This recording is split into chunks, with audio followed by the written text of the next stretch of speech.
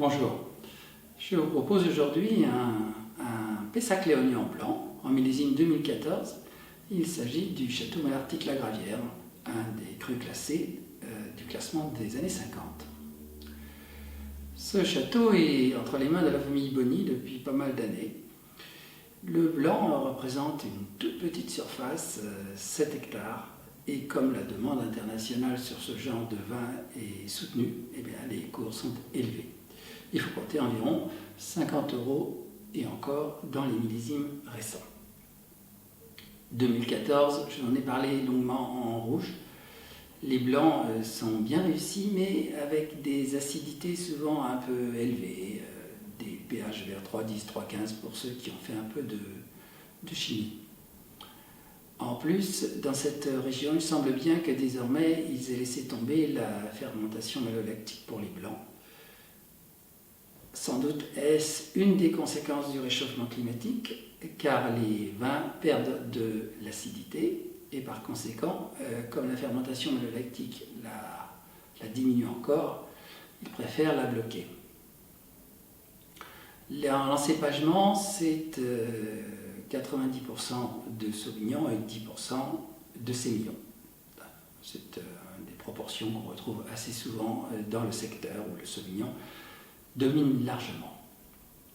Nous allons donc goûter ce Malartic.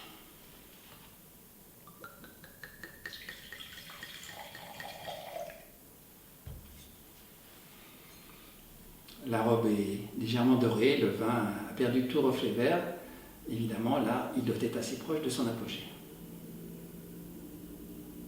Le nez intense, floral, avec des notes sucrées, très agréables. Un petit peu sur les fruits exotiques, la pêche, l'abricot. Note fine de rhum.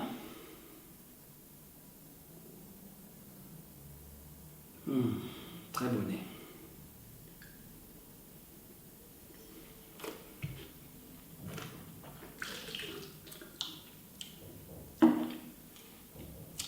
Le vin a une belle rondeur, assez long en bouche, très bon équilibre, avec une acidité toujours bien présente, ça c'était prévisible. Un intérêt d'une acidité un peu marquée, c'est évidemment donner un potentiel de vieillissement un peu supérieur. Je voudrais maintenant vous dire un mot des primeurs à Bordeaux 2021, où, comme d'habitude, les Bordelais se regardent un peu le nombril et ne s'occupent, pour ces vins-là bien sûr, qui ne concernent que quelques pourcentages de la production, ne se préoccupent que de l'export, où la demande reste soutenue. Parce que qu'est-ce qui détermine ces prix de primeur? Eh bien, évidemment, il y a le contexte économique du vin, vous vous en doutez. Et puis, le change euro-dollar qui est très important dans leur décision. Et sans ironiser outre mesure, on pourrait dire que la qualité du millésime vient après, ce qui peut paraître assez étrange. 21, ça ne sera pas un grand millésime, ils n'arrivent pas à le formuler ni à le dire. Bien évidemment, les grands terroirs vont mieux s'en sortir que les petits. D'autant plus que ces fameuses gelées du mois d'avril ont été irrégulières à Bordeaux. Il y a notamment certains secteurs en Médoc qui ont quasiment échappé, comme Léoville-Lascaz. Donc à terme, on aura sans doute un millésime extrêmement hétérogène dans ces grandes bouteilles, mais ce n'est vraiment pas une raison pour acheter en primeur, à mon avis, parce que les cours risquent fort d'être stables pendant des années. Voilà, à bientôt.